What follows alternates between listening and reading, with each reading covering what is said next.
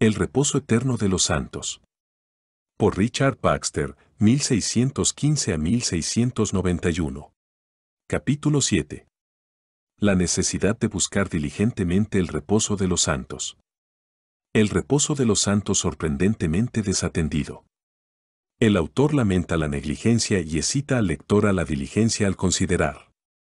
1. Los fines a los que apuntamos, el trabajo que tenemos que hacer, la brevedad e incertidumbre de nuestro tiempo y la diligencia de nuestros enemigos. 2. Nuestros talentos, misericordias, relaciones con Dios y nuestras aflicciones. 3. ¿Qué asistencia tenemos? ¿Qué principios profesamos y nuestra certeza de no hacer nunca lo suficiente? 4. Que toda gracia tiende a la diligencia y la frivolidad es trabajo perdido, que tanto tiempo se pierde y que nuestra recompensa y trabajo serán proporcionales. 5. Que esforzarse es la designación divina, todos los hombres lo aprueban o lo aprobarán, los mejores cristianos, al morir, lamentan su falta de él, el cielo a menudo se pierde por falta de él, pero nunca se obtiene sin él. 6. Dios, Cristo y el Espíritu Santo son sinceros. Dios es así al escuchar y contestar la oración, ministros en sus instrucciones y exhortaciones, todas las criaturas que nos sirven, los pecadores al servir al diablo, como lo fuimos una vez, y lo somos ahora, en las cosas mundanas, y en el cielo y el infierno, todos somos sinceros. Si hay un reposo tan seguro y glorioso para los santos, ¿por qué no hay más búsqueda ferviente de él? Uno pensaría que si un hombre escuchara una vez que se puede obtener una gloria tan indescriptible y creyera lo que escuchó, se sentiría transportado por la vehemencia de su deseo por ello, y casi se olvidaría de comer y beber, y le importaría por nada más, y no hables ni preguntes nada más, sino cómo conseguir este tesoro.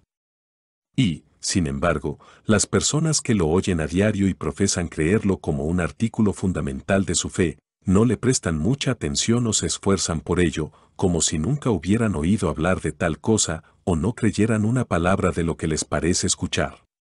Esta reprensión es aplicable a los mundanos, a la multitud profana, a los profesores formales e incluso a los piadosos mismos. Los mundanos están tan ocupados en buscar las cosas de abajo que no tienen corazón ni tiempo para buscar este reposo. Oh necios pecadores, ¿quién os ha embrujado? El mundo embruja a los hombres para convertirlos en bestias brutas y los arrastra incluso a la locura. Mirad aquel andar y correr, aquella acción de escalar y conseguir aquello que es nada, mientras el reposo eterno yace descuidado. Qué ingenio y cuidado para llegar un paso más alto en el mundo que sus hermanos, mientras descuidan la dignidad real de los santos. Qué búsqueda insaciable de los placeres carnales, mientras consideran las alabanzas de Dios, el gozo de los ángeles, como una carga tediosa. Qué incansable diligencia para levantar su posteridad, agrandar sus posesiones, tal vez para una vida pobre, de solo llevar la mano a la boca, mientras se acerca el juicio, pero ¿cómo les irá entonces? Nunca son movidos a considerar esto. Que levantarse temprano y sentarse tarde, y trabajar año tras año para mantenerse a sí mismos y a los niños en crédito hasta que mueran. Pero, mirad lo que vendrá después de esta falta de diligencia. Sin embargo, estos hombres claman, no podemos ser salvos sin tanto preámbulo. Cuán temprano despiertan a sus siervos para que trabajen, pero cuán pocas veces los llaman a la oración o a la lectura de las Escrituras. ¿Qué ha hecho este mundo por sus amantes y amigos, para que sea seguido con tanto entusiasmo y dolorosamente buscado, mientras que Cristo y el cielo son descuidados? ¿O qué hará el mundo por ellos en el futuro? La entrada común en ella es a través de la angustia y el dolor. El paso a través de él es con cuidado y trabajo continuo. El pasaje es el más agudo de todos. Oh hombres irracionales y engañados. ¿La alegría y el placer permanecerán a tu lado? ¿El oro y la gloria mundana te resultarán amigos rápidos en el momento de tu mayor necesidad? ¿Oirán tus llantos en el día de tu calamidad? A la hora de tu muerte te responderán o te relevarán. Te acompañarán al otro mundo, sobornarán al juez y te dejarán libre, o te comprarán un lugar entre los bienaventurados. ¿Por qué, entonces, el hombre rico quería una gota de agua para enfriar su lengua? ¿O son los dulces bocados del deleite y el honor presentes más valiosos que el reposo eterno? ¿Y compensarán la pérdida de ese tesoro perdurable? ¿Puede haber la menor esperanza de cualquiera de estos? Ah, mundo vil y engañoso. ¿Cuántas veces hemos escuchado a tus más fieles siervos al fin quejarse, oh, el mundo me engañó y me deshizo? Me halagó en mi prosperidad, pero ahora me apaga en mi necesidad. Si hubiera servido a Cristo con tanta fidelidad como lo he servido, Él no me habría dejado tan desanimado y sin esperanza. Así se quejan, y sin embargo, los pecadores que viven pecando de continuo no recibirán ninguna advertencia. En cuanto a la multitud profana, no se les persuadirá de que se esfuercen tanto por la salvación como de cumplir con los deberes exteriores comunes de la religión. Si han predicado el Evangelio en la ciudad donde habitan, puede ser que lo escuchen una parte del día y se queden en casa la otra, o si el maestro llega a la congregación, parte de su familia se quedará en casa. Si no tienen la predicación clara y poderosa del Evangelio, ¿cuántos hay en toda una ciudad que viajarán 1 o 2 millas para escuchar en el extranjero, aunque irán muchas millas al mercado en busca de provisiones para sus cuerpos? Saben que la Escritura es la ley de Dios, por la cual deben ser absueltos o condenados en el juicio, y que bendito es el hombre que se deleita en la ley del Señor, y en su ley medita día y noche. Sin embargo, no se tomarán la molestia de leer un capítulo una vez al día. Si llevan una Biblia a la iglesia y la descuidan toda la semana, este es el mayor uso que hacen de ella. Aunque se les ordena orar sin cesar y orar siempre, no orarán constantemente en sus familias ni en secreto. Aunque Daniel preferiría ser arrojado a los leones antes que dejar de orar 3 veces al día en su casa, donde sus enemigos pudieran escucharlo, sin embargo, estos hombres prefieren aventurarse a ser una presa eterna de Satanás, el león rugiente, que buscar así su propia seguridad. O sus oraciones frías y despiadadas invitan a Dios a la negación, porque entre los hombres se da por sentado que quien pide poco y pocas veces, no se preocupa mucho por lo que pide. Se juzgan indignos del cielo, quienes piensan que no vale la pena sus peticiones más constantes y fervientes.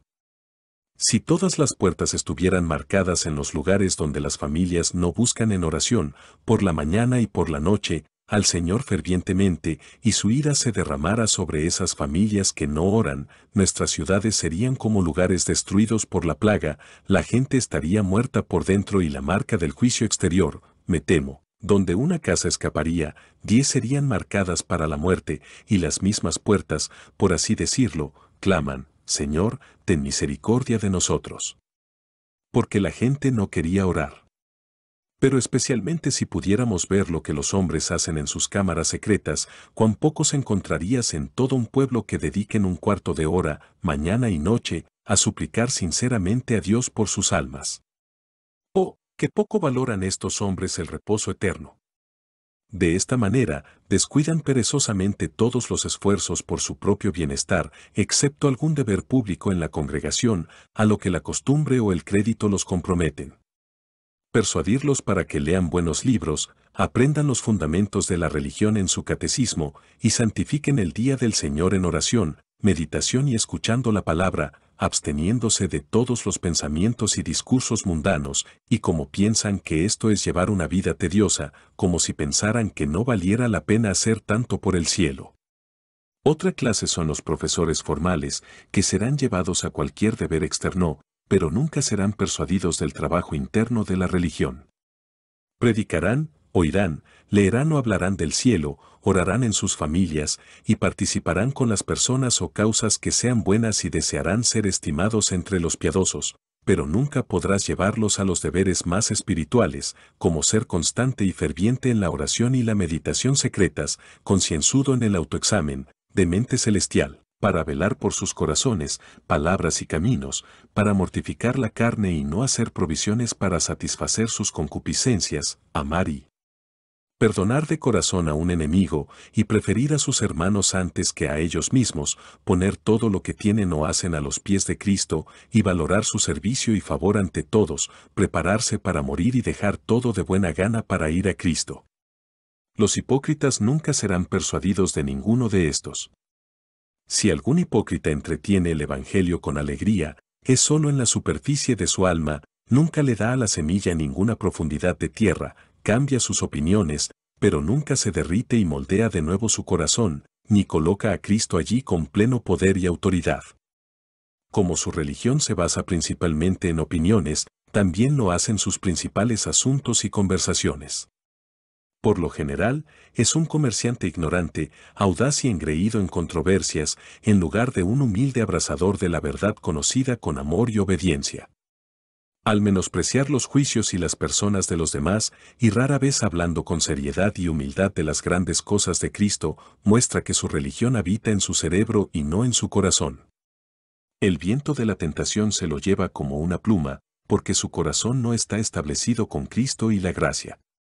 Nunca, en una conversación privada, lamenta humildemente las imperfecciones de su alma, ni reconoce con ternura su falta de bondad hacia Cristo, pero obtiene su mayor consuelo de ser de tal persuasión o de tal partido. Lo mismo puede decirse del hipócrita mundano, que ahoga el Evangelio con las espinas de los afanes y deseos mundanos. Está convencido de que debe ser religioso o no podrá salvarse, y por lo tanto, lee, oye, ora, y abandona su antigua compañía y sus cursos, pero decide conservar las cosas presentes. Su juicio puede decir, Dios es el bien principal, pero su corazón y sus afectos nunca lo dijeron. El mundo tiene más de sus afectos que Dios y, por lo tanto, es su Dios. Aunque no corre tras opiniones y novedades, como el mundo, sin embargo, será de esa opinión que sirva mejor a su ventaja mundana. Y como alguien cuyos espíritus están debilitados por alguna enfermedad pestilente, así los espíritus de este hombre están poseídos por la plaga de una disposición mundana, cuán débil es en la oración secreta. Qué superficial en el examen y la meditación. Cuán pobre en las vigilias del corazón. Cuán insignificante es amar y caminar con Dios, regocijarse en Él o desearlo. De modo que tanto estos como muchos otros tipos de hipócritas, aunque se mostrarán a ti de forma exterior en aquellas cosas fáciles de la religión, nunca sufrirán los dolores de los deberes internos y espirituales. E incluso los mismos piadosos son buscadores demasiado perezosos de su reposo eterno. Pobre de mí. ¿Qué desproporción hay entre nuestra luz y nuestro calor, nuestra profesión y nuestra persecución? ¿Quién se apresura a ir al cielo? ¿Qué quietos estamos? ¿Cuán ociosamente trabajamos? ¿Cómo hablamos, bromeamos y gastamos nuestro tiempo? ¿Cuán engañosamente realizamos la obra de Dios? ¿Cómo oímos, como si no oyéramos, y ora como si no oráramos y examina, medita y reprende el pecado, como si no lo hubiéramos hecho, y disfrutamos de Cristo, como si no lo disfrutamos, como si hubiéramos aprendido a usar las cosas del cielo como el apóstol nos enseña a usar las cosas del mundo? ¿Qué helada estupidez nos ha entumecido? Estamos muriendo y lo sabemos, pero no nos movemos, estamos a las puertas de la felicidad o la miseria eterna y, sin embargo, no lo percibimos, la muerte llama y no la oímos, Dios y Cristo nos llaman y claman, si oyereis hoy mi voz, no endurezcáis vuestro corazón, trabaja mientras es de día, porque llega la noche, cuando nadie puede trabajar. Ahora hagan sus negocios, trabajen por sus vidas, pongan todas sus fuerzas y tiempo ahora o nunca, y, sin embargo, no nos movemos más que si estuviéramos medio dormidos. ¿Qué prisa tienen la muerte y el juicio? Qué rápido vienen, ya casi están sobre nosotros, y sin embargo, qué poca prisa nos damos. Señor, qué insensato, terrenal e infernal es una cabeza dura. ¿Dónde está el hombre que es sinceramente cristiano? Me parece que los hombres, en todas partes, minimizan el valor de su estado eterno. Lo cuidan solo un poco, no lo convierten en el negocio de sus vidas. Si yo no estuviera enfermo de la misma enfermedad, ¿con qué lágrimas mezclaría esta tinta? ¿Con qué gemidos debo expresar estas quejas?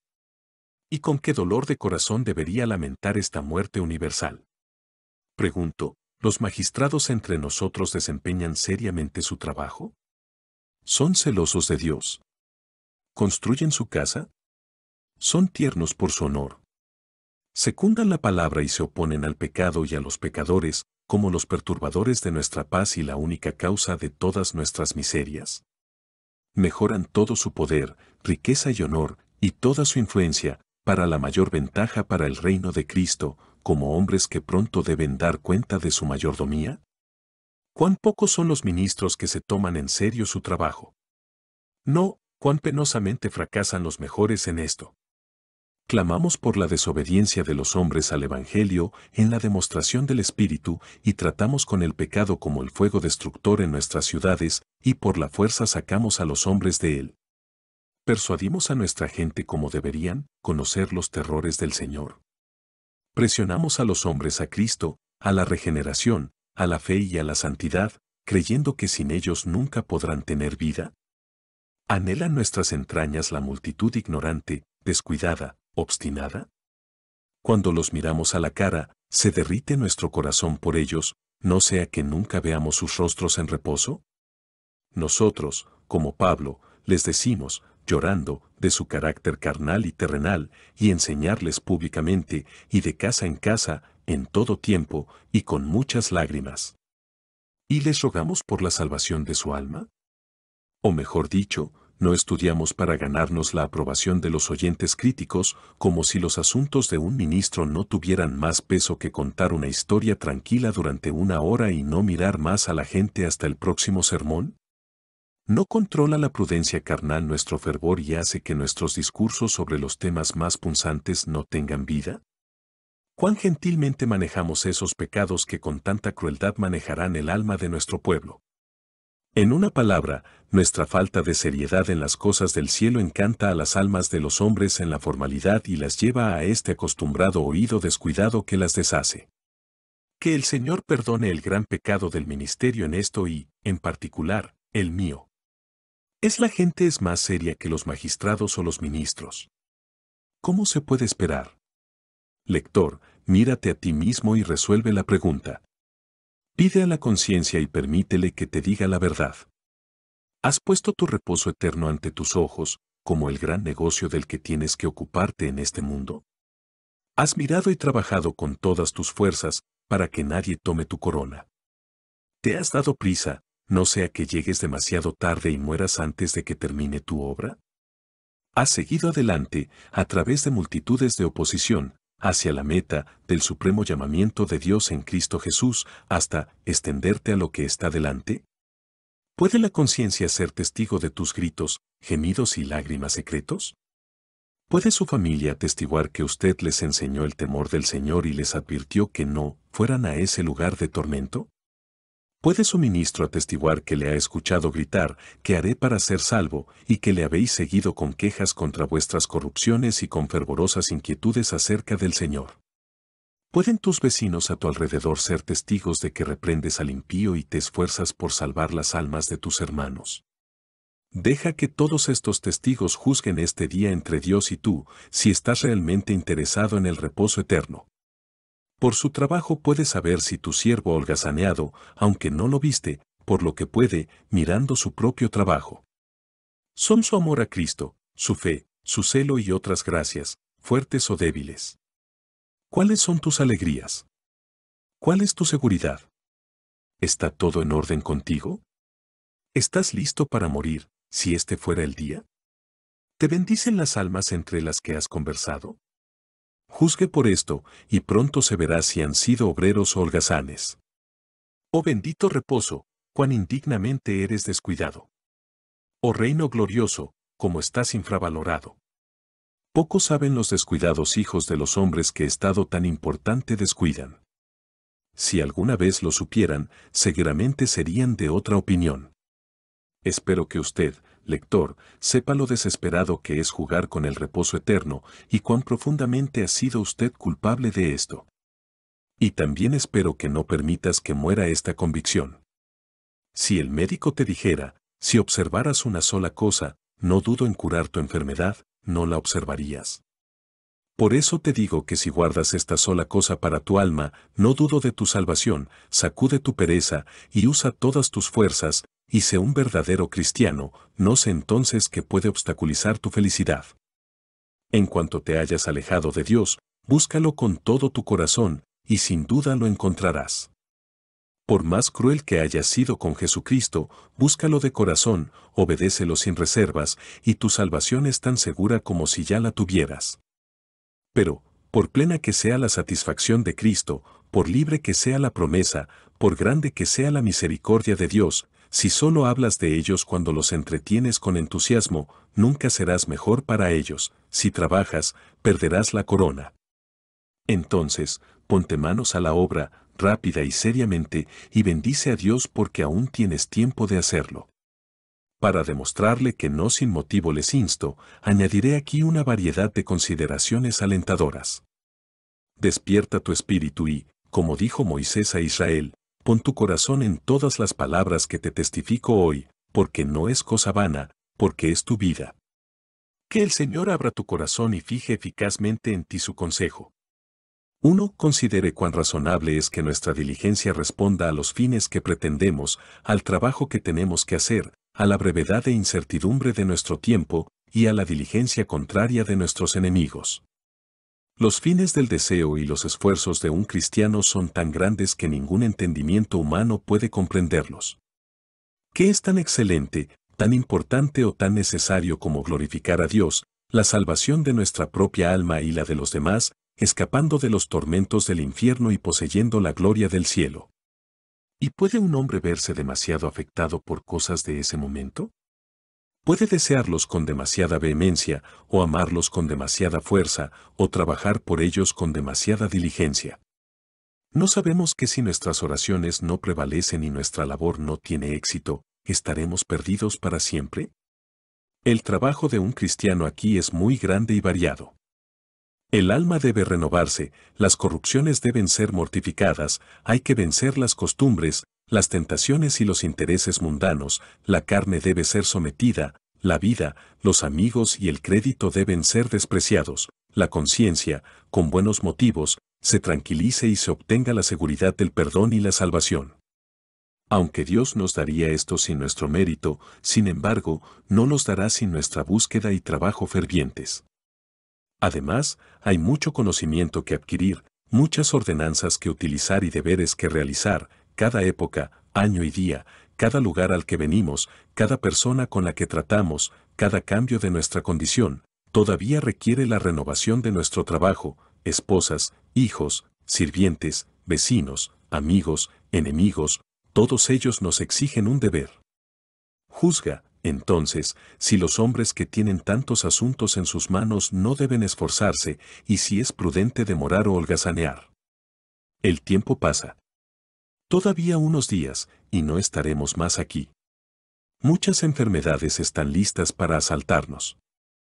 Nosotros, que ahora predicamos, oímos, hablamos y caminamos, muy pronto seremos llevados y arrojados al polvo, y abandonados a los gusanos, en tinieblas y corrupción. Ya casi estamos allí, no sabemos si tendremos otro sermón, o día de reposo, u hora.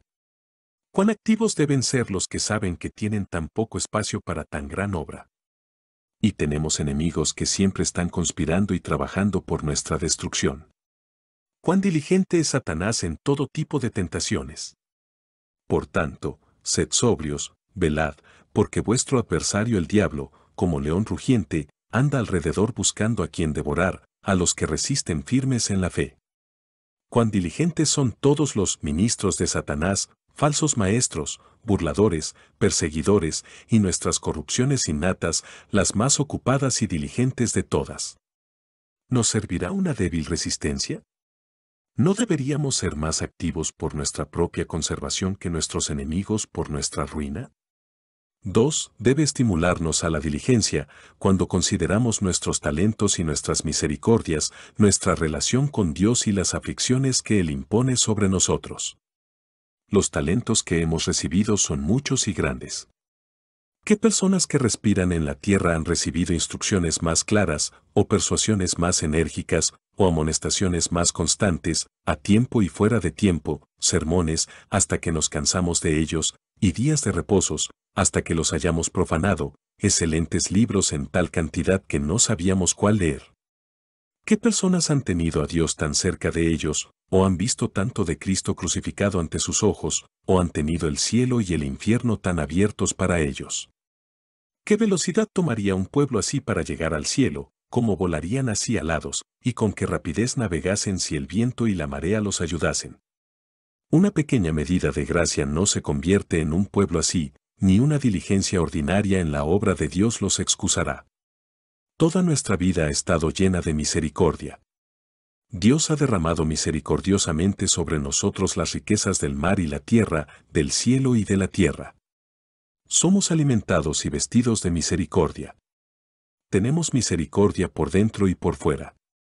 Numerarlos es contar las estrellas o las arenas de la orilla del mar. Si hay alguna diferencia entre el infierno y la tierra, sí, o el cielo y la tierra, entonces ciertamente hemos recibido misericordia. Si la sangre del Hijo de Dios es misericordia, entonces estamos comprometidos con Dios por misericordia. ¿No tendrá Dios pensamientos de bien y solo de bien para nosotros? ¿Y acaso le pagaremos pensando que es demasiado en lo que hacemos por Él?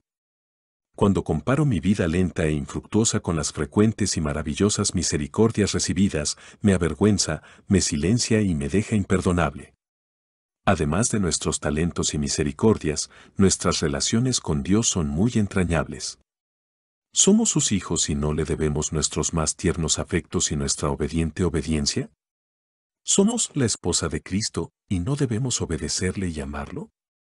Si es padre, ¿dónde está su honra? Y si es amo, ¿dónde está el temor a él? Lo llamamos maestro y señor, y decimos bien. Pero si nuestra laboriosidad no responde a nuestras relaciones, nos condenamos a nosotros mismos diciendo que somos sus hijos o sus sirvientes. ¿Cómo juzgarán y condenarán el arduo trabajo y el trabajo diario a los que se someten los sirvientes para complacer a sus amos aquellos que no trabajarán tan duro por su gran amo? Seguramente no hay amo como él, ni ningún siervo puede esperar el fruto de su trabajo como sus siervos. Y si nos apartamos del camino de Dios, o holgazaneamos en él, como está lista toda criatura para ser su vara para traernos de regreso o impulsarnos a seguir. Nuestras más dulces misericordias se convertirán en nuestros dolores.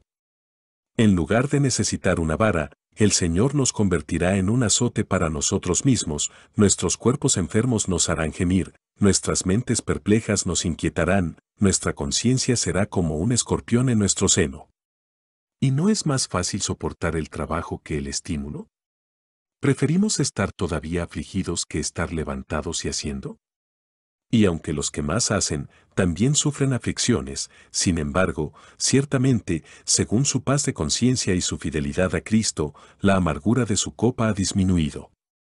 3. Para acelerar nuestra diligencia en nuestro trabajo, también debemos considerar qué ayuda tenemos, qué principios profesamos y nuestra certeza de que nunca podremos hacer demasiado. Para nuestra ayuda en el servicio de Dios, todo lo que hay en el mundo son nuestros siervos.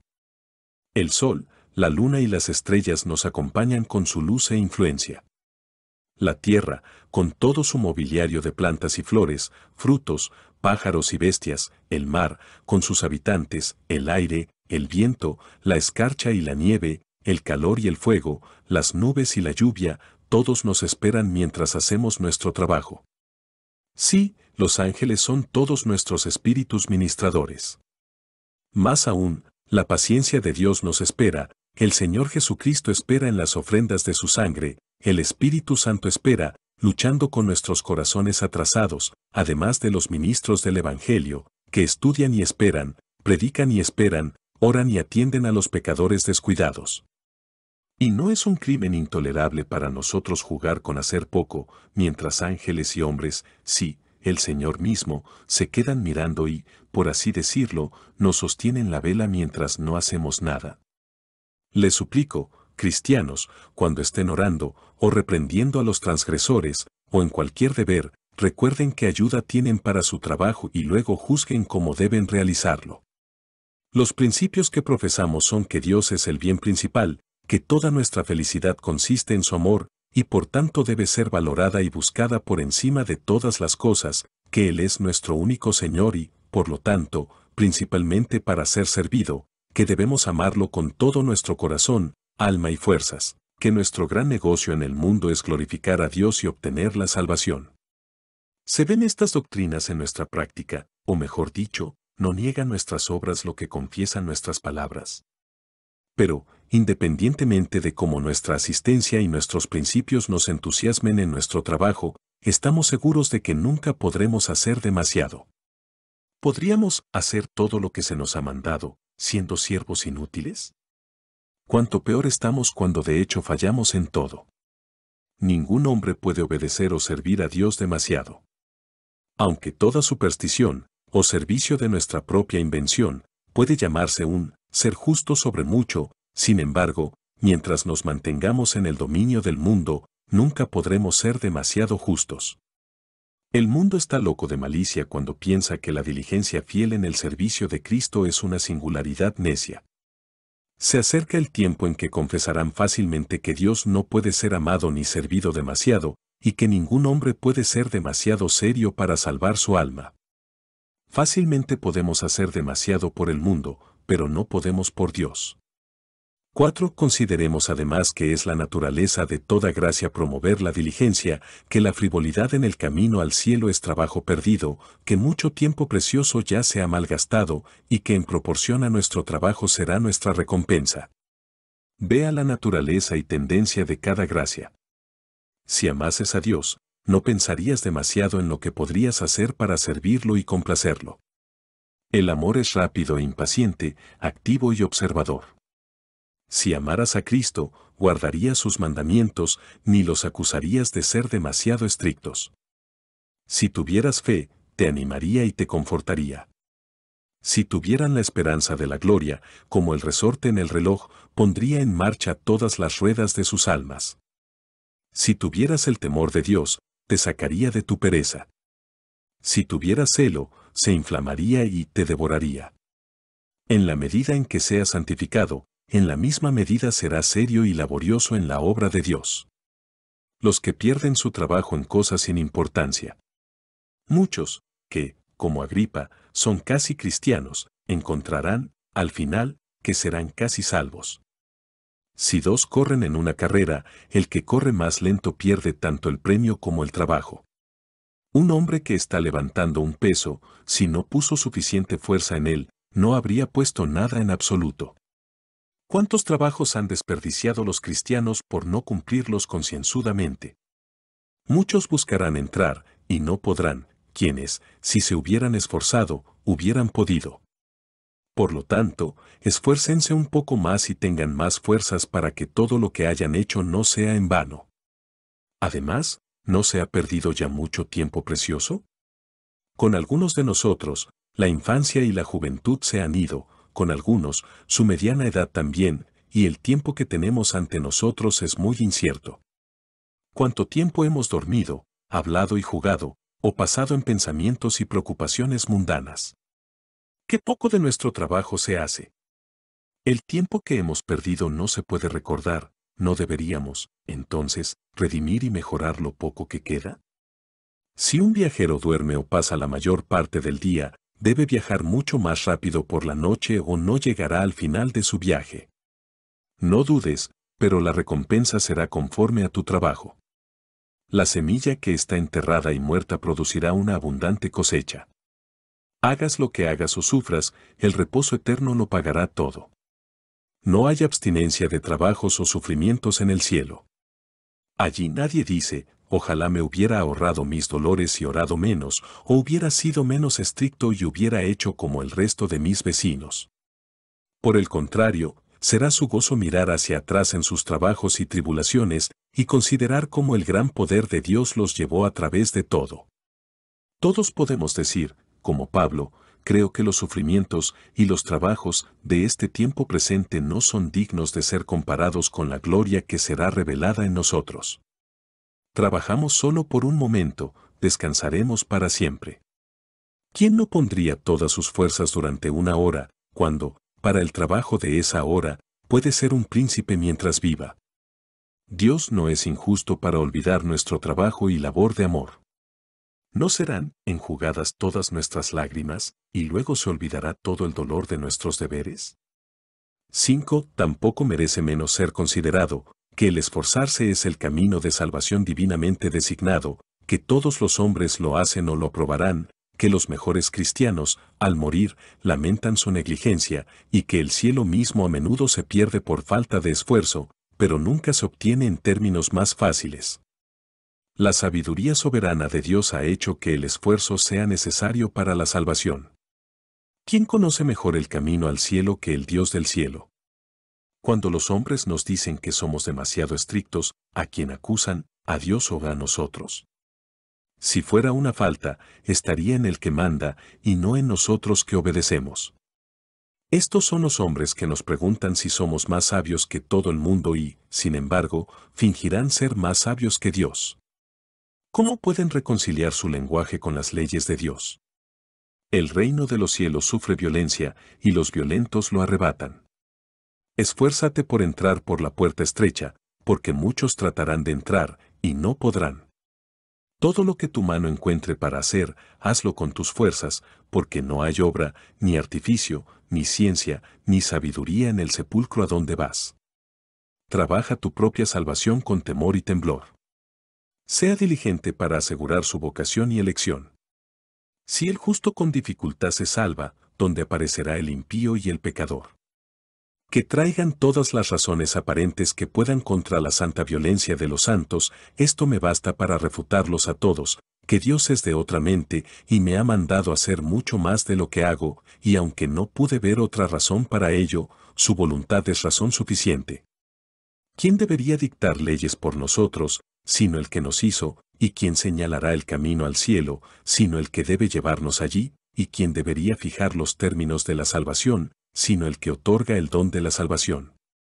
De modo que el mundo, la carne o el diablo hablen en contra de una vida santa y laboriosa, esta es mi respuesta: Dios lo ha mandado. Es más, nunca ha habido ni habrá un hombre que no apruebe una vida así, y un día justificará la diligencia de los santos. ¿Y quién no iría por ese camino que todo hombre finalmente aplaudirá? Es cierto que ahora es una forma en que se habla en todas partes. Pero déjame decirte, la mayoría de los que hablan en contra, en sus juicios lo aprueban, y aquellos que ahora están en contra, pronto serán de otra opinión. Si vienen al cielo, deben cambiar de opinión antes de llegar allí. Si van al infierno, su juicio se verá alterado, lo quieran o no. Recuerda esto, tú que amas la opinión y el camino de la multitud. ¿Por qué, entonces, no serás de la misma opinión que los demás? ¿Por qué van a ser de un juicio que todos ustedes están seguros de que pronto cambiarán? Oh, si fueras tan sabio en esto como los del infierno. Incluso los mejores cristianos, cuando van a morir, lamentan sobremanera su negligencia. Entonces desearon, oh, si hubiera sido 1000 veces más santo, más celestial, más laborioso para mi alma. El mundo me acusa de hacer demasiado, pero mi propia conciencia me acusa de hacer muy poco. Es mucho más fácil soportar las burlas del mundo que los latigazos de la conciencia. Prefiero ser reprochado por el diablo por buscar la salvación, que ser reprendido por Dios por descuidarla. ¿Cómo hieren e inquietan así sus fallas a quienes han sido la maravilla del mundo por su conversación celestial? Es por falta de diligencia que el cielo mismo se pierde. Cuando los que han oído la palabra y luego la han recibido con gozo y han hecho muchas cosas y han oído a los ministros de Cristo con gozo, perecerán todavía, ¿no debería esto sacarnos de nuestra seguridad? ¿Cuántos hombres han seguido a Cristo y, sin embargo, lo han abandonado a Él, cuando en realidad deberían haber abandonado todos los intereses y esperanzas mundanos? Dios ha resuelto que el cielo no se obtendrá en términos más fáciles. El reposo siempre debe seguir al trabajo de parto. Sin santidad nadie verá al Señor.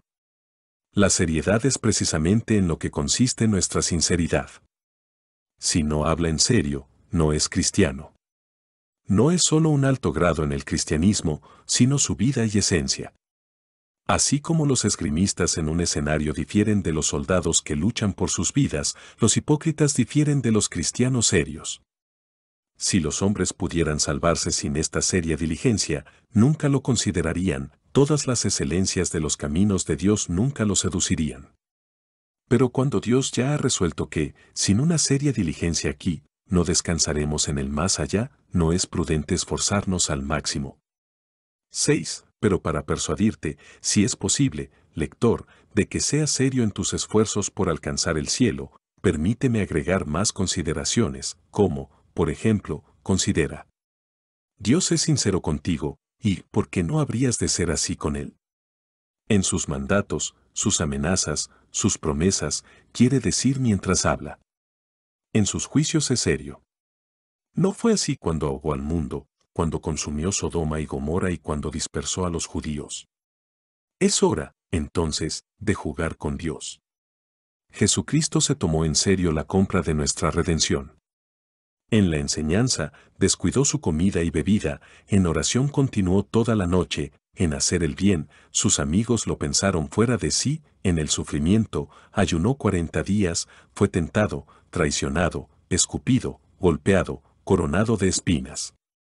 Gotas de sudor de sangre, fue crucificado, traspasado, muerto. No hubo bromas en todo esto. ¿Y no deberíamos tomarnos en serio la búsqueda de nuestra propia salvación? El Espíritu Santo es serio al solicitarnos que seamos felices. Sus movimientos son frecuentes, apremiantes e importunos. Él lucha con nosotros. Se entristece cuando le resistimos, ¿y no deberíamos entonces ser serios al obedecer y ceder a sus movimientos? Dios es serio al escuchar nuestras oraciones y otorgar sus misericordias. Él está afligido con nosotros. Él escucha todo gemido y suspiro, y pone toda lágrima en su redoma.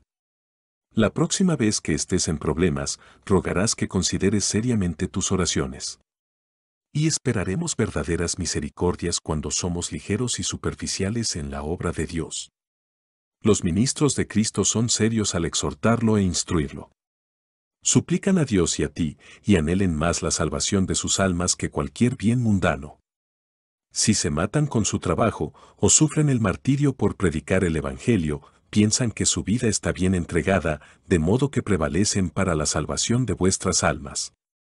¿Y serán otros hombres tan cuidadosos y abnegados por lograr tu salvación, y tú serás tan descuidado y negligente por tu cuenta? ¿Cuán diligentes y serias son todas las criaturas que te sirven? ¿Qué prisa hace que el sol recorra el mundo? Las fuentes siempre fluyen para tu uso, los ríos siguen corriendo, la primavera y la cosecha mantienen sus tiempos. ¿Cuán duro trabaja tu buey por ti día a día? ¿Con qué rapidez viaja tu caballo contigo? ¿Y simplemente, serás negligente? ¿Serán todos estos tan serios al servirte, y tú tan descuidado en tu servicio a Dios? Los siervos del mundo y el diablo son serios y diligentes.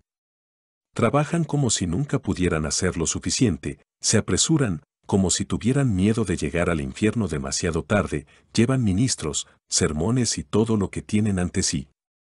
¿Y serán ellos más diligentes en condenación que tú en salvación? ¿No tienes un maestro mejor, un empleo más dulce, más estímulos y una mejor recompensa? Hubo un tiempo en que te tomaste en serio el servicio a Satanás y a la carne, si es que todavía no es así. Cuán ansiosamente seguiste tus deportes, tus malas compañías y tus pecaminosas delicias. ¿Y no serás ahora tan ferviente y violento por Dios? Hasta el día de hoy, estás seriamente interesado en las cosas de esta vida. Si estás enfermo o con dolor, qué graves quejas expresas. Si eres pobre, ¿cuánto trabajas para ganarte la vida? ¿Y no es el asunto de tu salvación un asunto mucho mayor? No hay bromas en el cielo ni en el infierno. Los santos tienen una verdadera felicidad y los condenados una verdadera miseria. No hay remisiones ni alabanzas somnolientas en el cielo, ni lamentaciones semejantes en el infierno. Todo lo que se dice es en serio. Cuando tú, lector, vengas a la muerte y al juicio, oh, qué pensamientos profundos y conmovedores tendrás de la eternidad. Me parece que ya te veo asombrado al pensar en cómo es posible que tomes estas cosas a la ligera. Me parece que incluso te escucho llorar por tu estupidez y locura. Y ahora, lector, habiendo expuesto estos argumentos innegables, exijo, en el nombre de Dios, tu resolución, ¿rendirás obediencia o no? Estoy seguro de que tu conciencia está convencida de tu deber. ¿Te atreves ahora a seguir tu curso común y descuidado, contra la clara evidencia de la razón y los mandamientos de Dios, y contra la luz de tu propia conciencia? ¿Te atreves a vivir tan libremente, pecar con tanta valentía y orar tan pocas veces como antes? ¿Te atreves a profanar el día de reposo, menospreciar el servicio de Dios y pensar en tu estado eterno tan descuidadamente como antes? ¿O no te resuelves más bien a ceñir los lomos de tu mente y entregarte enteramente a la obra de tu salvación, y romper las oposiciones y menospreciar las burlas y persecuciones del mundo, y dejar a un lado todo peso y el pecado que tan fácilmente te asedia, y corres con paciencia la carrera que tienes por delante? Espero que estas sean tus resoluciones completas. Sin embargo, porque conozco la obstinación del corazón del hombre, y porque deseo que viva tu alma, te pido una vez más que prestes atención a las siguientes preguntas y te ordeno de Dios que no reprimas tu conciencia ni te resistas. Convicción, pero respóndeles fielmente y obedece en consecuencia. Sí, si eres diligente en la piedad, podrías hacerte rico, obtener honor o una preferencia en el mundo, recuperarte de la enfermedad o vivir para siempre en prosperidad en la tierra, qué vidas llevarías y qué dolores harías en el servicio de Dios. ¿Y no es el reposo de los santos una felicidad más excelente que todo esto? Si fuera un delito violar el día de reposo, descuidar el culto secreto o familiar, o andar suelto en sus vidas, ¿qué clase de personas serían entonces? ¿Y no es la muerte eterna más terrible que la temporal? Si Dios normalmente castigara con algún juicio presente cada acto de pecado, como hizo con la mentira de Ananías y Zafira, ¿qué tipo de vida llevarías? ¿Y no es la ira eterna mucho más terrible? Si uno de tus conocidos viniera de entre los muertos y te dijera que sufrió los tormentos del infierno por esos pecados de los que eres culpable, ¿qué clase de persona serías después? ¿Cuánto más deberían asustarte las advertencias de Dios? Si supieras que este es el último día que tienes que vivir en el mundo, ¿cómo lo pasarías? Y no lo sabes, pero puede que sea el último, y estás seguro de que el último está cerca. Si hubieras visto la disolución general del mundo y toda su pompa y gloria reducidas a cenizas, ¿qué te persuadiría de hacer semejante espectáculo? Seguramente verás tal espectáculo. Si hubieras visto el tribunal, y los libros abiertos, y los impíos estuvieran temblando a la mano izquierda del juez, y el regocijo piadoso a la diestra, y sus diferentes sentencias pronunciadas, ¿qué persona habrías sido tú después de tales visiones? Seguramente algún día verás este espectáculo. Si hubieras visto el infierno abierto, y todos los condenados allí en sus interminables tormentos, también el cielo se abrió, como lo hizo Esteban, y todos los santos allí triunfando en gloria, ¿qué vida llevarías después de tales visiones? Estos los verá antes de que pase mucho tiempo. Si hubieras estado en el infierno solo un año, o un día, o una hora, y allí sentiste los tormentos de los que ahora oyes, ¿cuán seriamente hablarías entonces del infierno y orarías contra él? ¿Y no aceptará la palabra de Dios por la verdad de esto, a menos que lo sienta? Oh, si hubieras poseído la gloria del cielo solo por un año, ¿qué molestias te harías para no ser privado de tan incomparable gloria? Así he dicho bastante, sino para incitar al pecador a trabajar seriamente en su salvación, pero al menos para silenciarlo y dejarlo inexcusable ante el juicio de Dios. Solo como hacemos con nuestros amigos cuando están muertos y nuestras palabras y acciones no pueden hacerles ningún bien, sin embargo, para testificar nuestro afecto por ellos, lloramos y lamentamos, así también lo haré por estas almas infelices. Me hace temblar el corazón pensar cómo estarán ante el Señor, confundidos y sin palabras. Cuando diga, ¿era el mundo, oh Satanás, mejor amigo para ti que yo? ¿O habían hecho por ti más de lo que yo había hecho? Prueba ahora si te salvarán, o te recompensarán por la pérdida del cielo, o serán tan buenos contigo como yo hubiera sido, que responderá el miserable pecador ante todo esto. Pero aunque el hombre no escuche, podemos esperar hablar con Dios. Oh tú, que lloraste y gemiste en espíritu por un Lázaro muerto, ten compasión de estas almas muertas e insensatas, hasta que puedan llorar y gemir de lástima por sí mismas. Así como has ordenado a tus siervos que hablen, habla tú mismo ahora. Ellos oirán tu voz hablando a sus corazones, quienes no oirán la mía hablando a sus oídos. Señor, durante mucho tiempo has llamado en vano a estos corazones, ahora rompe las puertas y entra. Para mostrar a los piadosos por qué ellos, más que todos los hombres, deben trabajar para el cielo, deseo preguntarles, ¿qué clase de personas deben ser las que Dios ha escogido para ser vasos de misericordia, quienes han sentido el dolor de su negligencia en su nuevo nacimiento, en sus problemas de conciencia, en sus dudas y temores, y en otras aflicciones agudas. Quienes han confesado a menudo sus pecados de negligencia a Dios en oración, quienes se han unido a Dios mediante tantos pactos. ¿Qué tipo de personas deben ser los que están cerca de Dios, como hijos de su familia, que han probado tal dulzura en obediencia diligente, quienes son aquellos muchos hombres que están tan inseguros acerca de que será eternamente de sus almas? ¿Qué clase de personas deben ser en santidad, cuya santificación es tan imperfecta, cuyas vidas y deberes son tan importantes para salvar o destruir una multitud de almas y de quien depende tanto la gloria del gran Dios? Dado que estas cosas son así, te exhorto, cristiano, en el nombre de tu amo, a que consideres y resuelvas la pregunta, ¿qué clase de personas debemos ser en todo santo andar y piedad? Y sea, que tu vida conteste la pregunta tanto como la conteste tu lengua.